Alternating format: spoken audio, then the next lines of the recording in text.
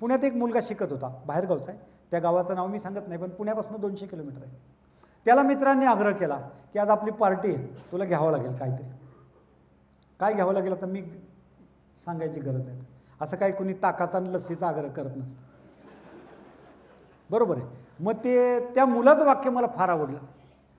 एक पोरगा त्याला काय म्हणला, तुझं घर इथनं 200 किलोमीटर आहे, कोण बघायला येते का इथं, तू काय करतोय ते घे ना, सगळ्याचं कशाला मन मोडतो. हे भारी फार मन मोडणं बिडणं ते संस्कार असतात भारी ते. तर तो पोरगा जे म्हणला ते वाक्य ऐकण्यासारखं आहे. तो काय म्हणला माहिती आहे का, घेतली असते रे, पण घरच्यांनी विश्वास ठेवला आहे ना. जे जॉब करतायत आता कॉर्पोरेट लाईफमध्ये काय चाललं आहे सध्या, बघताना मुलगी सुंदर पाहिजे म्हणायचं, आणि सुंदर मुलगी जॉब करायला लागल्यावर विश्वास मात्र राहील.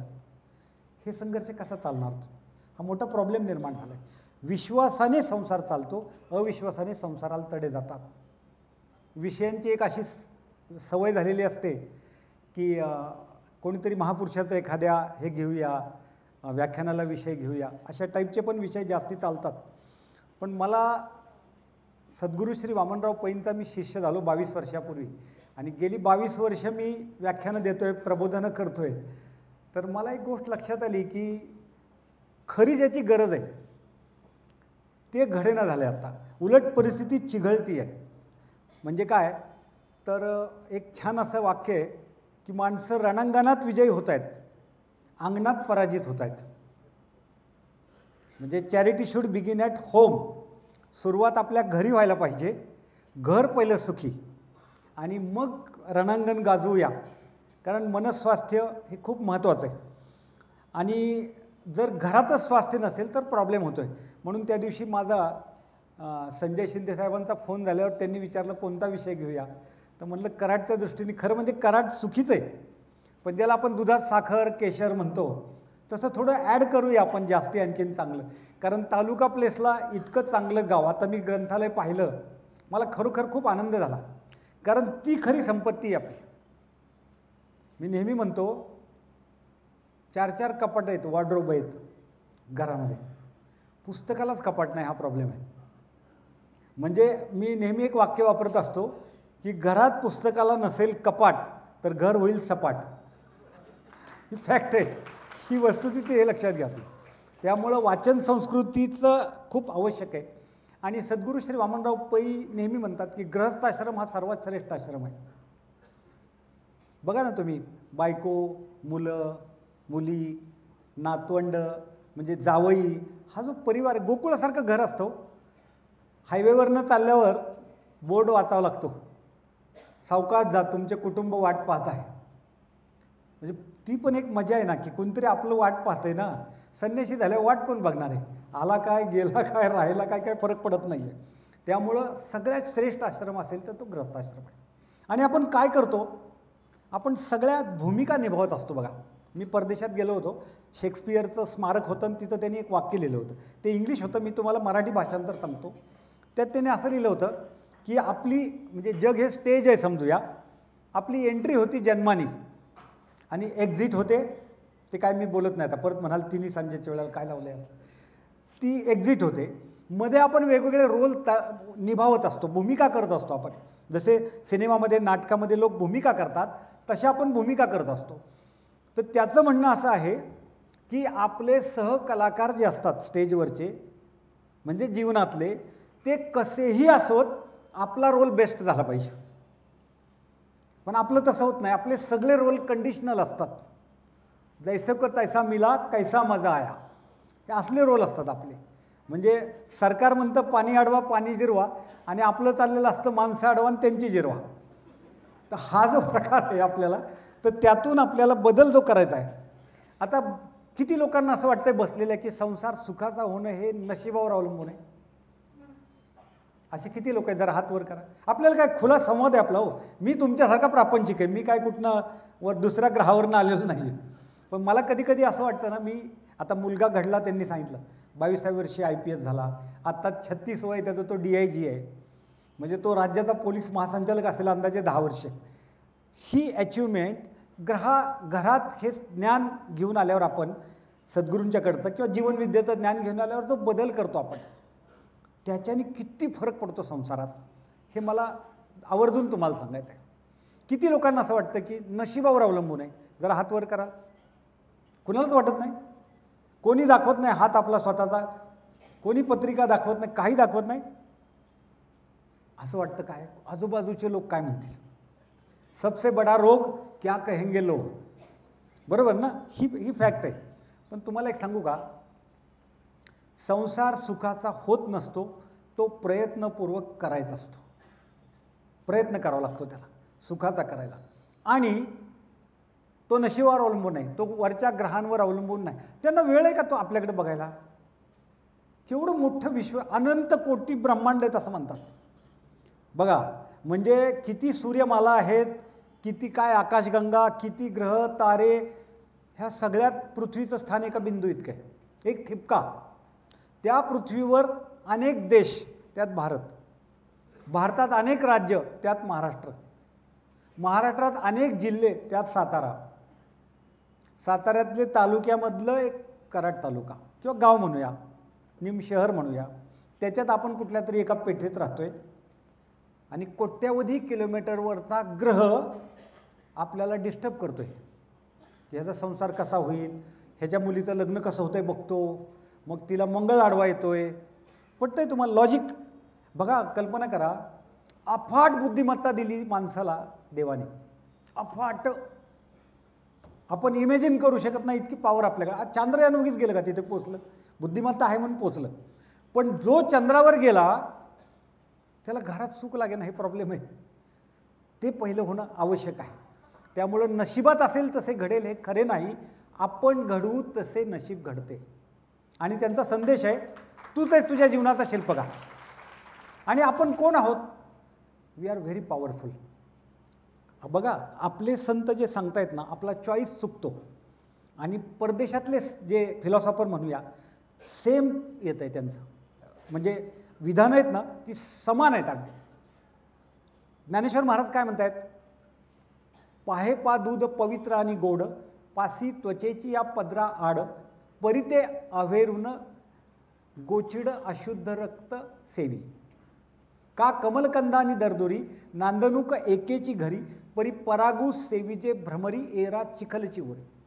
निदैवाच्या परिवरी, लोह्यारुतली आहाती सहस्त्रवरी, परी तेथ बैसोनी उपवासू करी दरिद्री जे, तैसा हृदयामध्ये मी राम. असता सर्व सुखाचा आराम, की भ्रांतासी काम विषयावरी. अर्थ काय ह्याचा? ह्याचा अर्थ असा आहे की गाईच्या कासेत गोचिड आहे, फक्त त्वचेच्या पलीकडे पवित्र दूध आहे, पण त्याचा चॉईस रक्त आहे, दूध नाही, ते रक्तपित आहे. कमळ चिखलात आहे, त्याच्या अगदी लगत बेडूक आहे, पण ते चिखल चिवडतं आहे, बाहेरनं भुंगा येतोय आणि मध घेऊन जातोय. तो त्याचा चॉईस आहे, हा ह्याचा चॉईस आहे.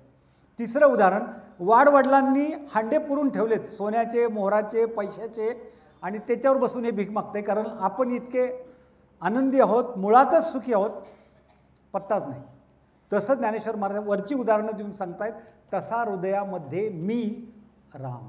आपल्या सगळ्यांच्या हृदयात राम आहे, तो आपल्या रूपाने प्रगट झाला आहे. आत्माराम परमेश्वर आपल्या रूपाने प्रगट झाला आहे.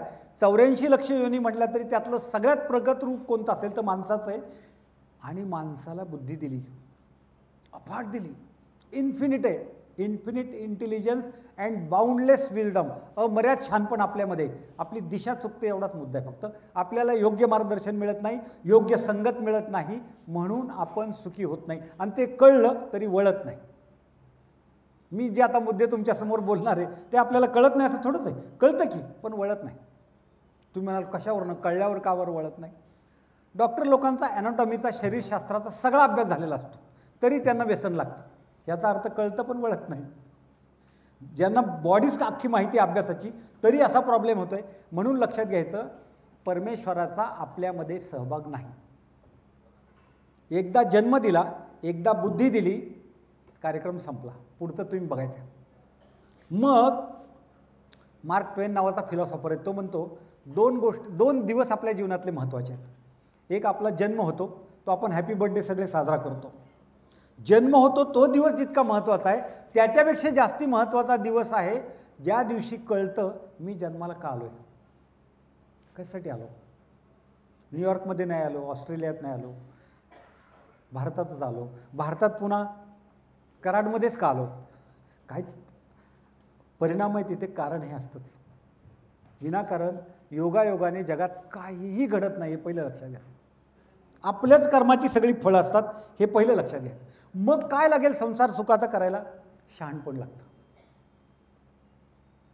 आणि शहाणपण मिळतं कशातून? वाचनातून, सात्विक वाचनातून.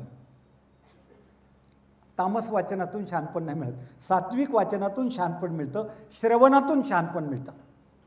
ज्ञानेश्वर माऊली म्हणतायत, श्रवणासी ऐसे असे मोक्ष आयता, मंत्रेची वैरी मरे तरी का वायाची बांधावी कटारे. रोग जाय दूध साखरे तरी निंब का सेवावा, तैसा मनाचा मार न करिता, इंद्रियासी दुःख न देता, मोक्ष असे आयता श्रवणाची माझी. श्रवण चांगलं घडलं पाहिजे. आज काय घडतंय? मोबाईलचा प्रॉब्लेम झाला आहे सगळा. मोबाईल खरं म्हणजे ही दुसरी बाईल आहे, आणि ती जितकी कानाला लागत नाही तितकी ही लागते, सतत असते. आणि ती स्क्रीन बघत बघत लोक झोपी जातात रात्री. फार प्रॉब्लेम झाला आहे. नोमोफोबिया, फोबिया याचा अर्थ भीती. कुठलाही फोबिया, कुणाला झुरळाची भीती वाटते, कुणाला उंच टेरेसवरनं बघायची भीती वाटते, तसा आत्ता जो आजार निर्माण झाला आहे त्याचं नाव आहे नोमोफोबिया. म्हणजे मोबाईलची बॅटरी डाऊन झाली, रेंज गेली, नेटवर्क मिळत नाही, अस्वस्थता येते, भीती वाटायला लागते की आपण वाळीत टाकलो गेलो का काय, अशी भीती वाटायला लागते. That is called nomophobia. आणि आता अमेरिकेत त्याच्यावर डी ॲडिक्शन सेंटर, आपल्याकडे जशी व्यसनमुक्ती केंद्र आहेत तशी डी ॲडिक्शन सेंटर निघालेत मोबाईलची. अमेरिकेमध्ये ती परिस्थिती. आपल्या मुलांना मोबाईल देताना काळजी घ्या. स्टीव्ह जॉब्स, ॲपलचा मालक, त्याला इंटरव्ह्यूमध्ये विचारलं, तुम्ही तुमच्या मुलाला मोबाईल कधी दिला? ते म्हणले 18 कंप्लीट झाल्यावर. म्हणले असं का? तुम्ही तर निर्माते, दर 20 सेकंदाला एक मोबाईल जगात तुमचा खपतो. ते म्हणले मी कसला राक्षस निर्माण केला आहे हे मलाच माहिती आहे. सो त्यांच्याकडे देताना मी थोडा सावध आहे. वाचनातून शहाणपण मिळेल. आम्हाला वाचन संस्कृती आवडली कराडची, अतिशय समृद्ध ग्रंथालय आहे. मला त्यांनी माहिती दिली, सगळी सुंदर वाटलं, मला खूप छान वाटलं. कारण वाचाल तर वाचाल अशी परिस्थिती आत्ता, पण वाचन खूप कमी होत चाललेलं आहे. तुम्हाला आश्चर्य वाटेल, बिल गेट्स, ज्याचं जगातल्या श्रीमंत लोकांच्या यादीत नाव आहे, दर आठवड्याला एक पुस्तक कंप्लीट करतो. एका आठवड्याला एक पुस्तक वाचलंच पाहिजे, म्हणजे वर्षाची 50-52 पुस्तकं तो माणूस वाचून काढतो. वाचन हे खूप महत्त्वाचं आहे. आंबेडकरसुद्धा त्यांची ट्रंक पडली ज्या वेळेला त्या पाण्यात बोटीतून जाताना, त्यावेळेला ते कशानेच दुःखी नव्हते झाले. पैसे पडले ओके, कपडे पडले हरकत नाही, पुस्तकं पडली म्हणून सांगितल्यावर ते म्हणले ऑल इज लॉस्ट. माझा तो मोठा खजिना होता. म्हणून वाचन, श्रवण चांगलं कानावर पडणं खूप महत्त्वाचं आहे. टी व्ही बघत बघत बघत जेवतोय आपण. मी नेहमी सांगतो, 2 खोकी आपल्या घरात आल्यात. एक टी व्ही नावाचं खुळं खोकं आणि फ्रीज नावाचं शिळं खोकं. 8-8 दिवस त्यात ठेवून खायचं आहे अशी परिस्थिती आत्ता. तर ह्या दोन्हीलाही जरा थोडं आपल्याला सावध राहावं लागेल. ज्याला आपण म्हणतो स्क्रीन युजरनी स्मार्ट व्हायला पाहिजे. म्हणजे काय आहे ते फायद्याचं पण आहे, खूप फायद्याचं आहे, पण मला फक्त फायद्याचंच बघता येतं आहे का? असं होत नाही. तुम्ही बघा, वर्तमानपत्र वाचून संपतं, पुस्तक वाचून संपतं, यूट्यूब संपतच नाही. एक झालं की दुसरं वरती येऊन तयार असतं. बरं बघतो काय आपण? नेमकं झोपेच्या वेळेला काय बघतो? ह्याने त्याच्यावर वार केला, त्यांनी त्याच्यावर पलटवार केला, आणि चवीने तेच बघायला बरं वाटतंय माणसाला की आज कोण कोणास काय म्हणाले आणि किती खालच्या लेवलला जाऊन म्हणाले, हे बघण्यात जास्त इंटरेस्ट आहे. त्यामुळं लक्षात घ्यायचं, आपलं वाचन काय, आपलं श्रवण काय, त्याच्यावर आपलं चिंतन काय. विचार बदलले की आपलं नशीब बदलतं. आज 22 ऑक्टोबर 2023च्या रविवारी आत्ता जाताना मला तुमच्याकडनं एवढीच एक अपेक्षा आहे की अनेक व्रतं करतात. आता नवरात्र चालू आहे, व्रतं बरीच असतील, कोण अनवाणी चालत असेल, कोण काय उपवास करत असेल, ते ठीक आहे, ते तुमच्याजवळ झालं. व्यक्तिगत आजच्या घडीला आपल्याला एक व्रत आचरा तुम्ही, आणि तुमच्या जीवनात अक्षरशः चमत्कार घडेल. म्हणजे नुसतं चमत्कार बघण्यासाठी सुद्धा मी शारदीय व्याख्यानमालेला येऊन जाईल, इथे समोर बसून ऐकेन, तुम्हाला काय अनुभव आला. त्याचं कारण असं आहे, सकाळी उठल्यापासून रात्री झोपेपर्यंत मनात येणारा प्रत्येक विचार हा शुभच असेल अशी काळजी घ्या. एवढंच करा फक्त. आता मी जर तुम्हाला सांगितलं तुमच्या खांद्यावर झुरळ आहे, तर तुम्ही असं म्हणाल का कुठल्या आहे हो, डाव्या आहे का उजव्या आहे? तुम्ही पटपट दोन्ही खांदे झाडणार, बरोबर आहे की नाही? तसं वाईट विचार येणार, त्याला घर करून देऊ नका, तिथे घरटं करून देऊ नका. हा मुद्दा आहे महत्त्वाचा, लक्षात घ्या. आणि इतकी ताकद विचारामध्ये, विचार हाच ईश्वर आहे, दुसरं काही नाही आहे. माणसं देवपूजा करतायत, तीर्थयात्रा करतायत, उपासतापास करतायत, व्रतवैकल्य करतायत, सगळं करतायत, तरी लोक सुखी नाहीत. या देशात जेवढे अवतार झाले एवढे कुठंच जगात अवतार झालेले नाहीत, तरी देशाचा अवतार असा कसा, असा प्रश्न पडतो. त्याचं कारण विचार करण्याची पद्धत वाईट आहे, खूप वाईट पद्धत आहे विचार करण्याची. आता लग्न जमवताना आता आपण काय म्हणतो, काळजी करू नका पण काळजी घ्या. लग्न जमवताना काय बघतात, तो कराडमध्ये काय बघतात, मला जरा विचार पडला. पुण्यात तर काय झालंय, कॉर्पोरेशनच्या हद्दीच्या बाहेर कुणाला जायचंच नाही. बरं तिथपर्यंत ठीक होतं. आता कराडला आलं, सातारला आलं आणि कुठं गेलं तरी ते लोक म्हणतायत, असं माझ्यासारख्याला चहा पिताना जर विचारलं त्यांनी स्थळ आहे का, तर त्यांना विचारा ना काय पाहिजे तुम्हाला, नाही पुण्यात पाहिजे. आणि कोविडपासून म्हणतात शेती पाहिजे, कारण तिथनं कधी परत यावं लागेल सांगता येत नाही, म्हणून म्हणतात थोडी शेती असावी, आपला आधार शेतीच असावा. मग सगळ्यांनाच पुण्यात पाहिजे असं का होतं? मग विवाह जमवताना सर्वे असा झाला की मुलींना काय पाहिजे आणि मुलांना काय पाहिजे, म्हणजे प्रायोरिटी काय आहे त्यांची. तर मुलींची प्रायोरिटी पहिली आहे मुलाचं उत्पन्न, आणि मुलाची पहिली प्रायोरिटी आहे सौंदर्य. शिक्षणाचा दोघांनी दुसरा नंबर दिलेला आहे, सर्वेमधले आकडे सांगतोय तुम्हाला. शिक्षणाला दुसरा नंबर दोघांनी दिला आहे, म्हणजे उत्पन्न चांगलं असेल तर तिला काय पडलेलं नाही, फार कसल्या डिग्री आहेत काय, भरपूर आहे ना पैसा, मग काळजी नाही. सेकंडला शिक्षण आहे, त्याच्या दृष्टीने सौंदर्याच्या नंतर शिक्षण आहे. आणि एज्युकेशन हे आणि इन्कम जे आहे ते मुलाच्या दृष्टीने तिसरा नंबर दिला आहे त्यांनी. मुलीला काय असलं नसलं हरकत नाही, थोडा पगार असला तरी चालेल, ती तिसऱ्या नंबरवर. पण मुलीच्या दृष्टीने मुलगा नंबर 1 इन्कम. आणि पालकांना काय पाहिजे, तोला मोलाचं आमच्या 96, 92, 94 चाललंय, आता जोरदार चाललंय बाहेर सगळं, कोण किती टक्के वगैरे असं सगळं. गुणांकडे कोणीच बघायला तयार नाही. आणि आम्ही नुसतं म्हणतो आम्ही गीतेला फॉलो करतो, भगवद्गीतेला नाही करत. चातुर्वर्ण्य मया सृष्टम गुण कर्म विभागशः, हे भगवान श्रीकृष्णाचं वाक्य आहे. गुणांना महत्त्व, गुण कर्म म्हणलंय, जन्मकर्म नाही म्हणलं. कुठे जन्माला आला असं नाही म्हणलं, गुणांवर अवलंबून आहे. त्यामुळं गुण कोण बघायला तयार नाही. मग बघायचं आहे काय आता, शिक्षण बघा, आर्थिक उत्पन्न बघा, मुलाचा स्वभाव बघा, मुला मुलींचा दोघाचाही बघा, आणि घरातल्या लोकांचे स्वभाव पण बघा. आणि फार तर मी म्हणेल कुंडली बघण्याच्या ऐवजी हेल्थ सर्टिफिकेट घ्या. पूर्वी काय उपलब्ध नसायचं म्हणून ते बघायचं. मी तर सांगितलं आता ग्रह कुठून मला अजून कळलेलं नाही, तर उलगड झालं नाही. आणि त्याच्यावरही सर्वे झाला की ज्यांची खरंच सगळं कुंडली बघून झाली, जुळवून झाली, 6:47ला झाली वगैरे वगैरे, तर ते सुखी आहेत का, तर तसं काही दिसत नाही. म्हणजे दोन्ही येस नो दोन्ही उत्तर आहेत. लव्ह मॅरेज यशस्वी का अरेंज मॅरेज यशस्वी, त्यालाही दोन्ही उत्तर आहेत. हेही फेल आहे हेही फेल आहे. म्हणजे पूर्ण सक्सेस 100% अमक्या मार्गाने गेल्यावर असं काही चित्र दिसत नाही. पण ढोबळमानाने आपण ज्या गोष्टी बघितल्या पाहिजेत, निर्व्यसनी आहे का, जरूर बघा. कधी कधी घेतो, तर मी एकदा म्हणलं कधी कधी म्हणजे काय, म्हणले चतुर्थीला घेत नाही. म्हणजे सांगण्याचा हेतू, म्हणजे 29 दिवस क्लिअर झाले. सांगण्याचा हेतू लक्षात घ्या तुम्ही, की ह्या गोष्टींचा क्रायटेरियाला जर आपण बघितलं, आणि विवाहपूर्व समुपदेशन होणं आवश्यक आहे असं माझं मत बनलं आहे. Pre marriage counselling. आणि पत्रिका बघायची असली तर दोन्ही विहीनबाईंची बघावी. खरं तुम्हाला त्यांचं जुळलं सगळं जुळलं, तर त्यांना समोर बसवावं आणि त्यांनी आपल्या आपल्या पाल्यांचे गुणदोष, दोषालाही मी अंडरलाईन करतोय, एकमेकांना सांगावे की असं असं आहे सध्या, पण ती बदल करेल. जॉईंट फॅमिली आवडते का असा प्रश्न विचारतात लोक. आता कोण नको म्हणेल, सगळं जर तुमचं पसंत असेल तर होयच म्हणणार ना. ती नंतर म्हणते बघते ना आल्यावर बघू काय करायचं पुढे. म्हणजे काय, आणि इतके टोकाला गेले आता की मी कधी कधी गमतीने म्हणतो, दोघंच राहत असले नवरा बायको तरी म्हणतात आमची जॉईंट फॅमिली, कारण तेच राहणं मुश्किल झालं आता. हीच आमची जॉईंट फॅमिली, अशी परिस्थिती निर्माण झाली. मग हे करत असताना काय केलं पाहिजे, तर शहाणपण असलं पाहिजे. दोघांच्याकडे, आणि आपला रोल बदलला. मुलगी घरी समजा 10 वाजता उठत असेल, पण नांदायला गेल्यावर आपला रोल बदलला आहे. आता आपण मुलगी नाही, आपण सून आहे. तिथं ती आई पांघरून टाकत होती, अजून रात्री जागली, झोपू दे 10 वाजेपर्यंत. तिकडं अशी आता बोलणार नाही काय, पण ते विचार पोचणार तिथे काय वाटतंय नक्की ते. म्हणून हा रोल बदलला की आपल्याला बदलता आलं पाहिजे, हे जास्त महत्त्वाचं आहे.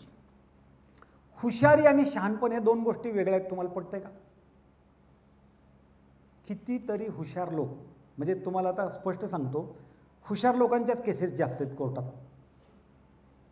कारण दोन्ही हुशार असल्यावर तर जास्तच वाद होतो. फॅक्ट आहे ही. मग हुशारी वेगळी आणि शहाणपण वेगळं. एका वाक्यात सांगू का? आपल्याकडे वेळ तसा कमी म्हणूया आता, की मी किती बोलणार ह्या विषयावर. पण SSCच्या बोर्डात टॉपर व्हायला हुशारी असायला लागते, आणि जीवनाच्या बोर्डात टॉपर व्हायला शहाणपण असावं लागतं. सगळ्यात महत्त्वाचं. त्यामुळं आपण हुशार माणूस पैसा मिळवू शकतो, भरपूर पैसा मिळतो. म्हणून आता बघा, निवड करताना मुलांची कल चाचणी घेताना सुद्धा काय बघतात? ॲप्टिट्यूड टेस्ट घेताना बुद्ध्यांक बघतात, तसंच भावनांकसुद्धा बघतात. बुद्ध्यांक म्हणजे काय? MBBS व्हायला बुद्धी ओके, पण हॉस्पिटल चालवायला भावनांक स्ट्रॉंग असावं लागतं. सगळं पाहावं लागतं ना. रक्त बघितल्यावर फिट येत असले त्याने हॉस्पिटल कसं चालवायचं? तिसरा जो आहे तो बिहेवियरल इंटेलिजन्स त्याला म्हणतात. म्हणजे काय? वागण्यातली बुद्धिमत्ता. आता हे लोक निवडून येतात, नगरसेवक होतात, अध्यक्ष होतात, आणि काय काय जे चाललेलं असतं सगळं, त्यांच्याकडं सगळ्यात स्किल कोणतं असतं? संघटन कौशल्य असतं. आणि अगदी तरुण मुलगासुद्धा गणपती उत्सव व्यवस्थित पार पाडू शकतो. त्याच्याकडं बिहेवियरल म्हणजे माणसं जोडण्याची कला काहींना खूप अवगत असते. चौथा एक आता नवीन आलेला तो म्हणजे स्पिरिच्युअल क्वेश्चन, म्हणजे आध्यात्मिक. ती परिस्थिती त्या माणसाची कशी आहे ह्याचं मोजमाप होणं. काहींना असे खूप सात्विकता, फिलॉसॉफी अशा गोष्टी खूप जास्त आवडतात. तत्त्वज्ञान, तो कल पण कसा आहे ते बघितलं जातं. कारण काय होतं बघा, तुम्हाला एक कल्पना आहे का? आता आपण आहे ना, मुलांच्यावर आपण आपली स्वप्न लादतो. परवा एक पालक मला म्हणले, त्याला ना इंजिनियर करायचं आहे, म्हणजे पेनवरनं गणपती आणायचा आहे असं असं होतं का? सपोर्ट करा फक्त. Everybody is unique. प्रत्येकजण वेगळा आहे. जगाची लोकसंख्या 700 कोटी आहे. एक माणूस दिसायला दुसऱ्यासारखा नाही, चालणं दुसऱ्यासारखं नाही, हसणं नाही, अक्षर नाही, बोटांचे ठसेसुद्धा नाहीत. प्रत्येक गोष्ट वेगळी आहे. प्रत्येकजण स्पेशल आहे, आणि कुणालाही देवाने मोकळं पाठवलेलं नाही, प्रत्येकाकडे काहीतरी देऊन पाठवलं. पण त्याला ते ओळखता येणं खूप महत्त्वाचं आहे, आणि त्याच्यासाठी पालकांनी ओळखायला सपोर्ट करणं जास्त महत्त्वाचं आहे. पालक मालक झाले तो हा मोठा प्रॉब्लेम आहे. मालक नका हो, ट्रस्टी आहात तुम्ही. परमेश्वराने तुमच्याकडं ते सांभाळायला दिले, स्पष्ट सांगतो तुम्हाला मी आता.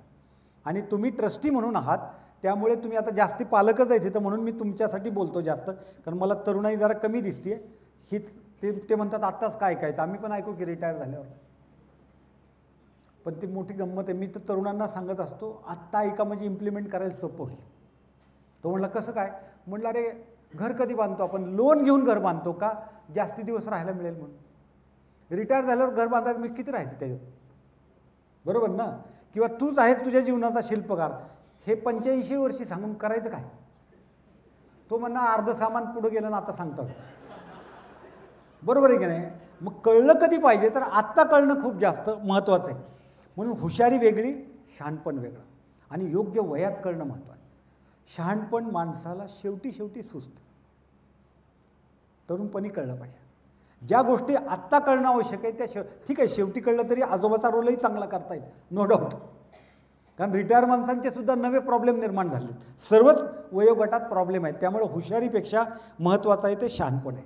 मग आपल्या वाट्याला आलेली प्रत्येक भूमिका आपल्याला व्यवस्थित पार पाडल्यात, आणि ती अनकंडिशनल करता आली पाहिजे. आत्ता काय झालं आहे, आपल्या सगळ्या अपेक्षा आहेत बघा, आणि अपेक्षांचा ताण आहे लोकांच्यावर. आता जे कार्डिओलॉजिस्ट आहेत, तुमच्यापैकी कोणी डॉक्टर असेल त्यांना माहीत असेल, तुम्ही विचारू शकता किंवा ओळखीच्या डॉक्टरला विचारू. Hypertension, BP, diabetes, heart attack, इथं कुठंही जंतूंचा संबंध नाही. हे सगळे टेन्शनमुळे आलेले रोग आहेत. Stress, tension. आणि कशाचं टेन्शन आहे? सगळ्यांच्या एकमेकांकडनं अपेक्षा आहेत. बायकोची नवऱ्याकडनं अपेक्षा आहे, नवऱ्याची बायकोकडनं अपेक्षा आहे, दोघांची मिळून मुलांकडनं अपेक्षा आहे, त्या सगळ्यांची मिळून आजी आजोबांकडनं अपेक्षा आहे, आजी आजोबांची ह्या सगळ्यांच्याकडनं वेगळी अपेक्षा आहे आणि त्याचे पूर्तता काय होत नाही आणि घरात होतोय संघर्ष. राहता येईल का आपल्याला असं अनकंडिशनल? ती एक आज प्रतिज्ञा करूया सगळेजण की मी माझी भूमिका व्यवस्थित पार पाडीन, त्यांना कसं काय करायचं असेल ते करू दे, निरपेक्ष. दॅट इज कॉल्ड अनकंडिशनल लव.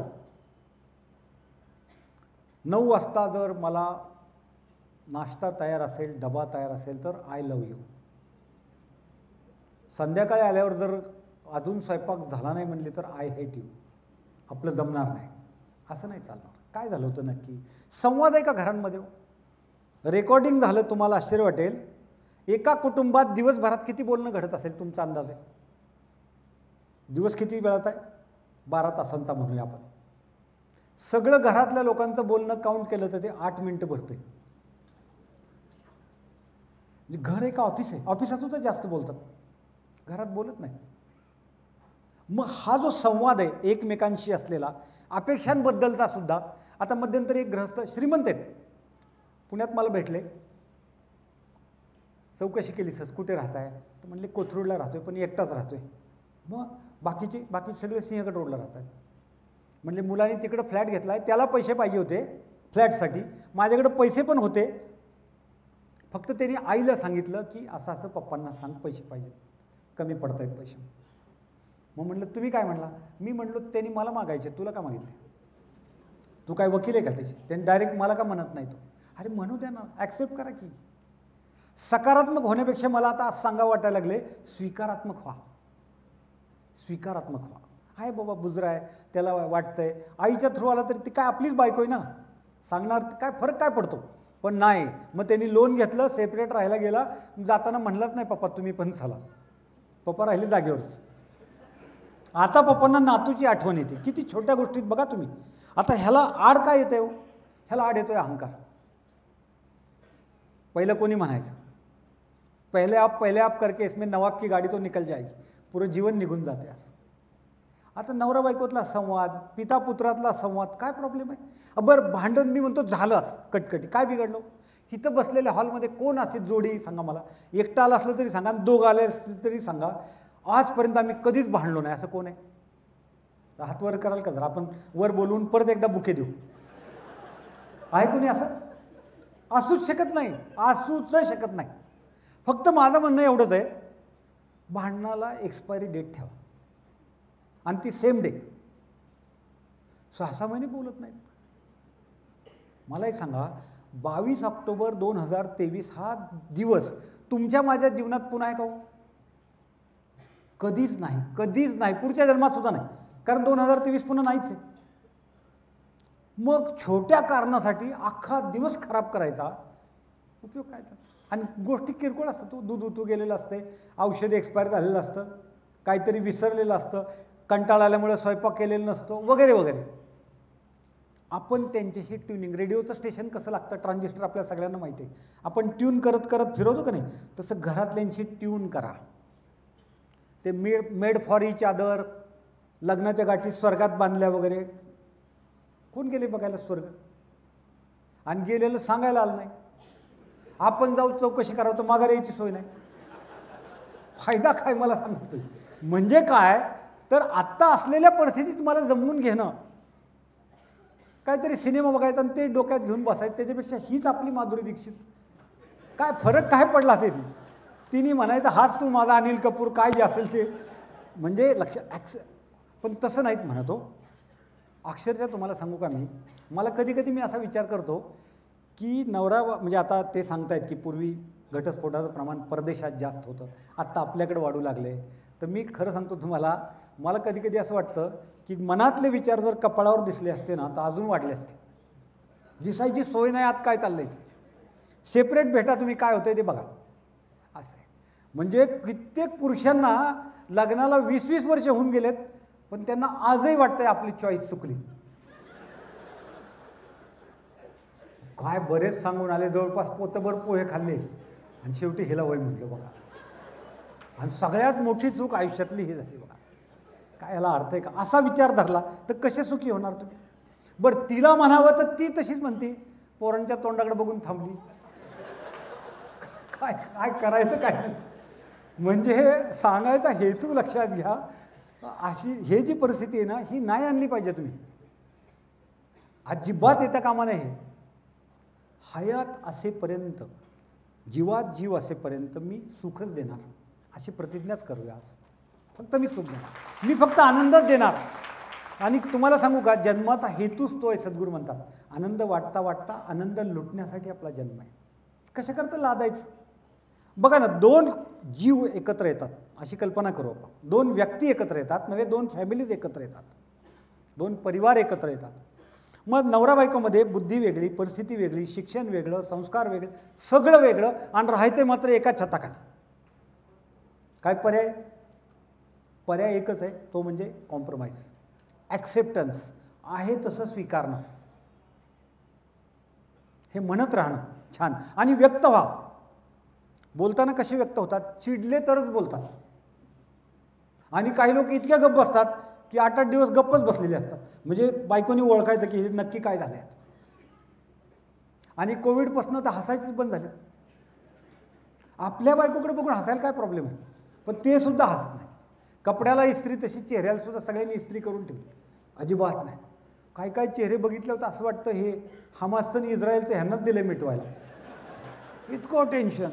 तुम्हाला काय सांगायचं आहे राव, तुम्हाला बोलायला बरं वाटतंय, हसत राहा, आनंदी राहा.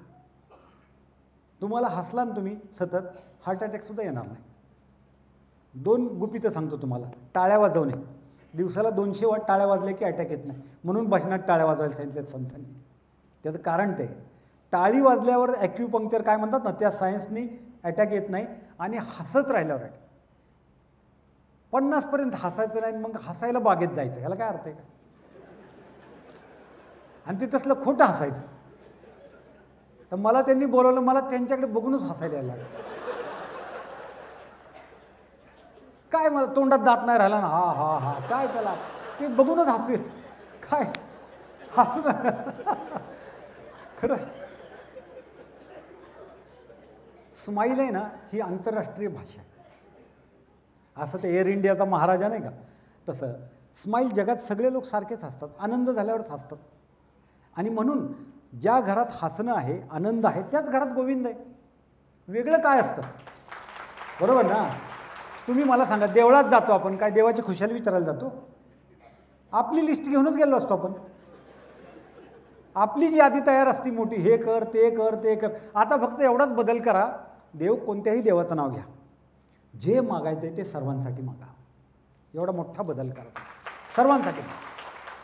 कारण देवाच्या रूलमध्ये बसत नाही. मानवी कोर्ट वेगळं आहे आणि देवाचं कोर्ट वेगळं आहे. त्याला निसर्ग नियम म्हणतात. ह्या 2 कोर्टात फरक आहे. मानवी कोर्टात वकील देऊन सुटता येतं, मग भारी देऊ, मग तज्ज्ञ देऊ, किती का फी घेईना, हे सगळं मानवी कोर्टात. हिथं मुळात फी स्वीकारलीच जात नाही.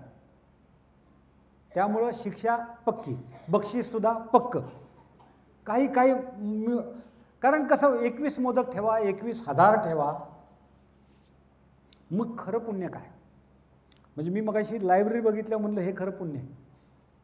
मुलं शिकली पाहिजेत, मोठी झाली पाहिजेत. एक कलेक्टरचा सत्कार झाला होता आणि त्यांनी सांगितलं की माझ्या समाजात माझी परिस्थिती नसल्यामुळं परीक्षा देत असताना कोणीतरी मदत करावी असं वाटायचं. काही झालं नाही मदत. तर तो शिवाजीनगरला उतरायचा एस टी स्टँडवर, 2 रुपयाचं वर्तमानपत्र घेऊन टाकायचं आणि त्याच्यावर झोपायचं. रात्री लॉजला पैसे नाहीत. आणि सकाळी विद्यापीठाच्या लायब्ररीत जाऊन अभ्यास, आणि तिथंच गुपचूप बाथरूममध्ये पटपट कशी तरी आंघोळ, मिनी आंघोळ, आणि परत येऊन लायब्ररीत बसायचं. आता कलेक्टर झाल्यावर अख्खा समाज जमवून सत्कार बित्कार. आता एकदा झाल्यावर काय, कामाचा माणूस आहे. पण ते नंतर झालं. आणि त्याच गावात मंदिराचा कळस चढवण्यासाठी ज्या वेळेला वर्गणी कलेक्शन झाली, ती 3 कोटी रुपये झाली. खरं पुण्य कळलेलं नाही. खरं पुण्य कर्मवीर भाऊराव पाटील हे मी देव म्हणेल त्यांना, ते खरा देव. आणि मी कशाला म्हणायला पाहिजे. गाडगे महाराज चंद्रभागेच्या तीरावर कीर्तन करत होते आणि अण्णा तिथं आले होते, कर्मवीर अण्णा. त्यावेळेला गाडगे महाराजांनी समोरच्यांना विचारलं की आला का जाऊन दर्शन घेऊन देवळात? म्हणले हो आलो. काय केलं तिथं? काय नाही म्हणले.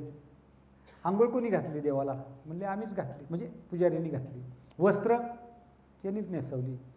गंध त्यांनीच लावला, नैवेद्य त्यांनीच दाखवला, खाल्ला कोणी? खाल्ला ह्यानी. सगळं केलं आमच्याच बाजूनी केलं. तर त्यावेळेला गाडगेबाबांनी विचारलं, तुम्हाला जिवंत देव बघायचा आहे का? हे बघा, हे जिवंत देव आहे म्हणजे. तुमची माझी लेकरं शिकावी म्हणून 2 रुपये 5 रुपये 1 रुपया गोळा करतो आणि शिक्षण संस्था उभ्या करतोय.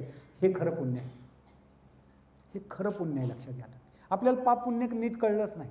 चतुर्थी धरली, उपवास धरला, अनवाणी चाललं, म्हणजे देहाला जितका त्रास देऊ तितका आम्हाला वाटतंय आम्ही देव पावला, जवळ आलो देवाच्या.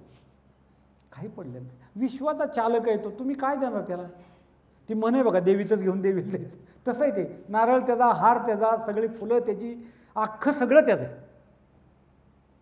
मी एक किस्सा वाचला होता, देव 2दा हसतो म्हणून. कधी हसतो देव? प्रॉपर्टीच्या वाटण्या चालल्या असतात तेव्हा देव हसतो. का भांडताय? देवाचं म्हणणं काय आहे? अख्ख्या जगाचा 7/12 माझ्या नावावर आहे. कराड नगरपालिकेत नोंद केली कशासाठी?